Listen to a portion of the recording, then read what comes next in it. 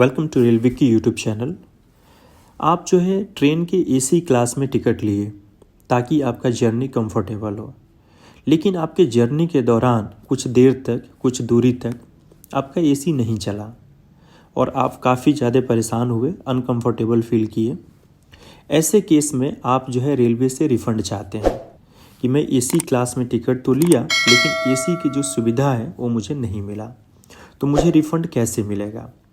तो इस पे आपको रिफ़ंड दिया जाता है। उसके लिए आपको क्या करना होगा और कितना रिफ़ंड मिलता है, इस पे हम बात करेंगे अभी।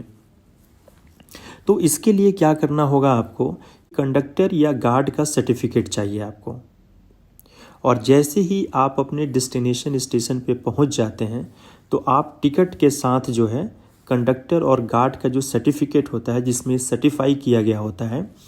कि इस पोर्शन से लेकर इस पोर्शन तक मेरे जर्नी में एसी नहीं चला और ऐसे में मुझे अनकंफर्टेबल फील हुआ,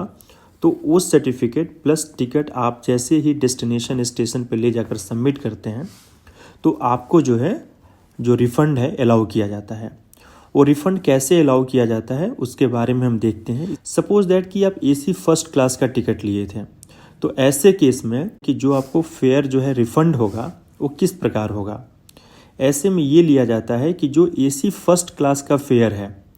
और जो first class mail express train की जो फेयर है उसका डिफरेंस निकाल लिया जाता है और वो आपको पे कर दिया जाता है, रिफ़ंड कर दिया जाता है। अगर आप एसी 2 टीयर में हैं या एसी 3 टीयर में हैं तो ऐसे केस में आपको जो डिफरेंस दिया जाता है, जो रिफ़ंड दिया जाता है, वो एसी 2 टीयर का या एसी 3 टीयर का फेयर और स्लीपर क्लास मेल एक्सप्रेस का जो फेयर होता है उसका जो डिफरेंस या अंतर आता है वो आपको पे कर दिया जाता है। अगर आप एसी चेयर कार में हैं तो ऐसे केस में एसी चेयर कार का फेयर और सेकंड क्लास मेल एक्सप्रेस का फेयर, इसका जो अंतर आता है वो आपको पे कर दिया जाता है। और चौथा केस ये है कि आप एग्जीक्यूटिव क्लास में हैं, जैसे शताब्दी ट्रेन के एग्जीक्यूटिव क्लास में बैठे हैं,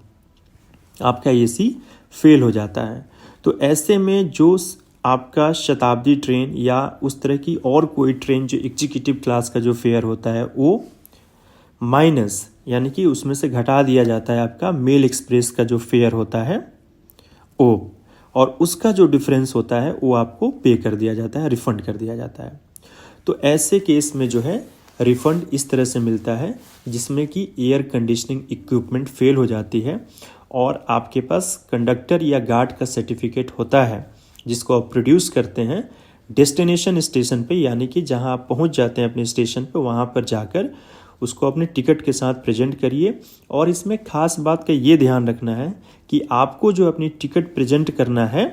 विद इन 20 आवर्स, यानी कि 20 घंटे के अंदर। जैसे आपकी ट्रेन डेस्टिनेशन पे पहुंच जाती है तो उससे 20 घंटे के अंदर आपको अपनी टिकट सबमिट करना है, रिफ़ंड अगर लेना है तो।